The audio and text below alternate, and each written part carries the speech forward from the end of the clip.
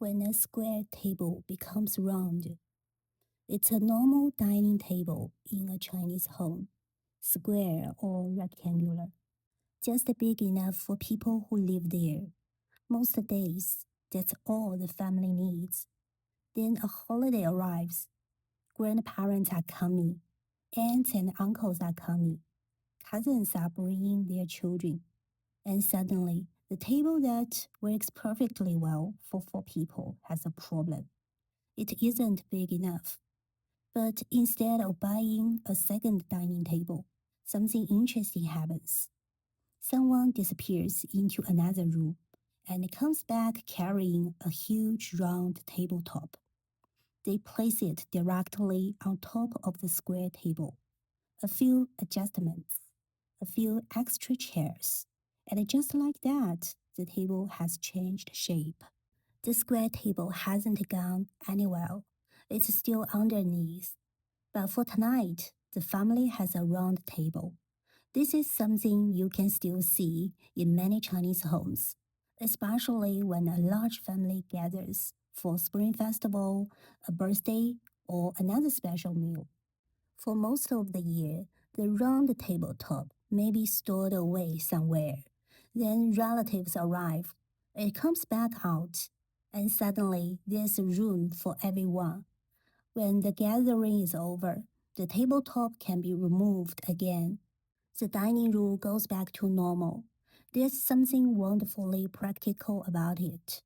A family doesn't need a huge round table taking up space every day just because they might need one a few times a year. But when everyone comes home, the table can grow with the family. Go from the home to a Chinese restaurant, however, and the round table looks a little different. Walk into a private dining room prepared for a large family gathering, a birthday dinner, a wedding banquet, or a business meal, and the round table may already be there. This time, it isn't temporary. It's large, often designed for 10 people or more, and in the middle, you'll frequently find another familiar feature, a rotating tray. The reason becomes obvious as soon as the food arrives. Chinese meals are often built around shared dishes, a whole fish, a plate of vegetables, meat, soup, cold dishes, maybe 10 or 15 different plates, eventually filling the center of the table. Instead of everyone receiving their own separate main course, people reach toward the middle and share. But on a table this large, there's a problem. The dish you want may be sitting almost 2 meters away. So instead of standing up and reaching across everyone else, you simply turn the tray. The fish comes to you. Then the vegetables move toward someone else. A few seconds later, the dish you were about to take may suddenly disappear because somebody on the other side of the table has started turning it. It's part of the experience too. And sometimes the table itself becomes a way of taking care of people. A grandparent notices that you haven't tried the fish yet and turn it toward you.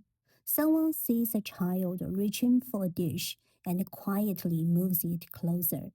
A guest says they love something, and before long, that plate seems to keep finding its way back to them. The round table makes sharing easy. Its shape makes everyone feel part of the same circle. The food sits in the middle. The dishes belong to everyone. Conversation moves around the table. And no matter which side you are sitting on, you are facing the people you are eating with. There's also something fitting about the shape itself. In Chinese, we often use the word 团圆 when a family comes together again, and the yuan means round. So when a family that spends most of the year eating around a small square table suddenly gathers around a big round one, the shape feels strangely appropriate. The table has changed because the family has changed.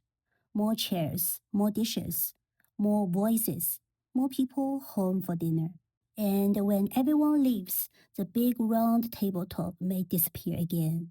The little square table returns, waiting quietly for the next time the family becomes too big for it. If you are interested in how everyday life, culture, and systems shape how things work in China, I share more observations like this on the channel.